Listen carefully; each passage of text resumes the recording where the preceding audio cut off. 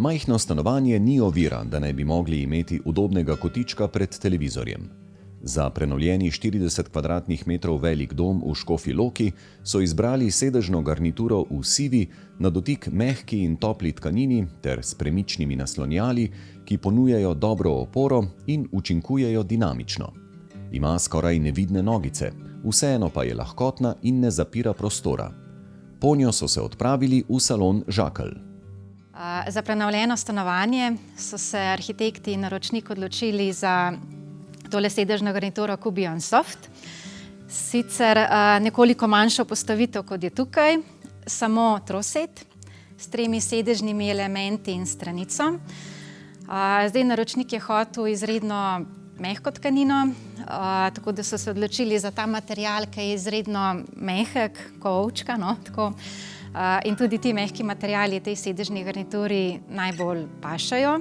Zaradi velikosti bivalnega prostora stanovanja, ki je nekoliko manjše, da se je tale hrbtni del požal za 5 centimetrov, ker so pridobili potem pač na velikosti samega kavča. In tudi naslonske blazine so premične, tako da kadar si uporabnik zaželi recimo bolj te ležalne variante, lahko da te naslonske blazine stran in pridobi kar precej več uporabne površine. Zdaj sama stranica, naprimer pri tej sedežni garnituri, tukaj je majčkeno višja stranica, višino stranice lahko tudi prilagodimo, je naprimer naredimo majčkeno nižjo in jo lahko uporabljate kot del sedeža, kot sedišče, ki je konstrukcijsko izredno močna. Zdaj, sedežna garnitura, kot vidite, je zaprta do tal, stoji na skritih nogicah višine 2,5 centimetra. Se jo pa po želji stranke, naročnika, če želi, tudi naredi na višjih nogicah. Kako izbrati sedežno garnituro za majhno stanovanje? Ja, zdaj, kadar kupuje nekdo sedežno garnituro za manjše stanovanje, je seveda izredno pomembna prilagodljivost, da je kavč dimenzijsko primeren manjšemu stanovanju. Pa kljub manjši velikosti kavča mora kavč uporabniku nuditi vse, kot mu nudi recimo večja sedežna garnitura, pomeni mora biti udoben, mora biti čezmer dosti prostoren, ter tudi optično in vizualno pač tak kavč, da prostor ne zapre, da prostor še vedno diha. Naprimer, v našem podjetju smo zelo znani po prilagodljivosti, kar pomeni, da se načeloma skoraj vsak model lahko dimenzijsko popolnoma prilagodi velikosti bivalnega prostora. Kateri modeli garnitur so primernejši za manjša stanovanja? Ja, zdaj za manjša stanovanja so nekako najpogostejša izbira sedežne garniture ali kot samostojni trosed, dvosed ali pa v postavitvi črke L. Zdaj, kakšni večji sestavi tudi zaradi same velikosti ne pridajo v poštev. Tako da ja, ali samostojni dvosedi, trosedi ali pa manjše kotne postavitve. Kako poteka vnos sedežne garniture v dom?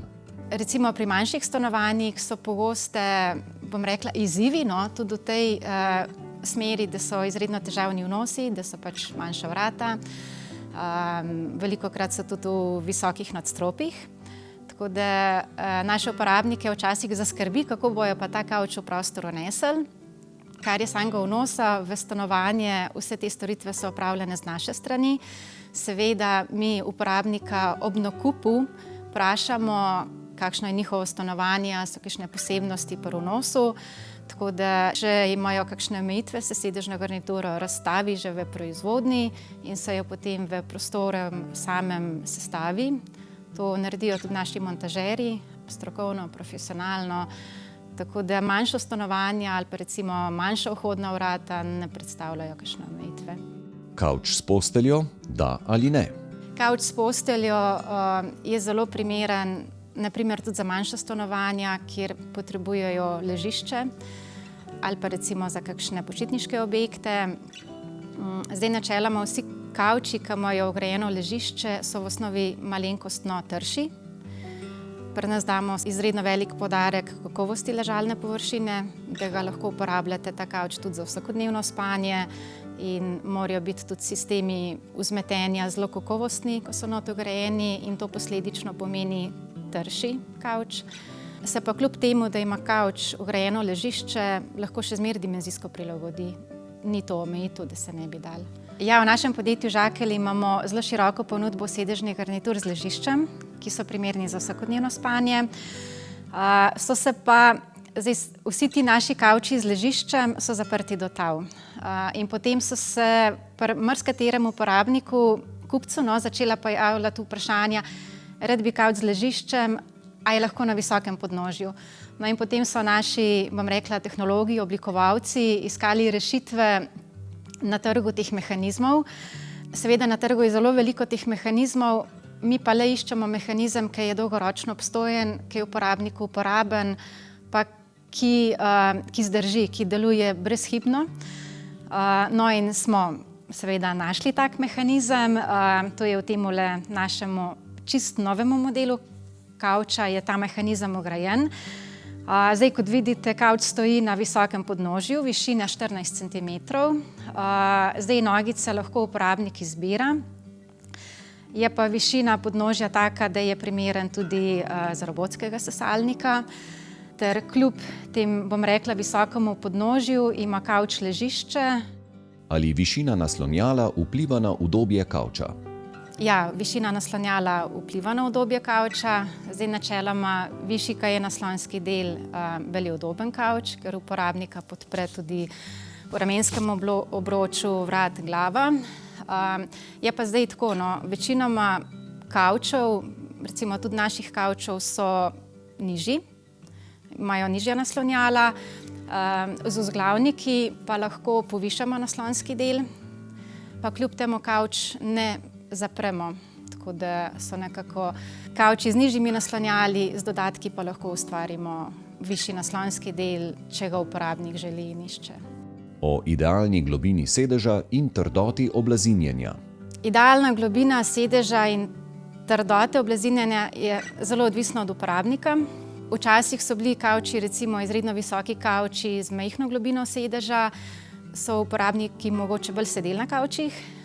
Zdaj, bom rekla danes, pa uporabniki kavč uporabljajo za sprostitev in ne sedijo več toliko na kavču, bolj ležijo, ga uporabljajo bolj ležerno in v takem primeru pridejo seveda bolj zanimivi kavči, taki, ki imajo večjo globino sedeža, oziroma kavči, kjer lahko globino sedeža uporabnik prilagodi, kot njemu najbolj ustreza. Pomeni, da si pač poveča z manjšo globino sedeža.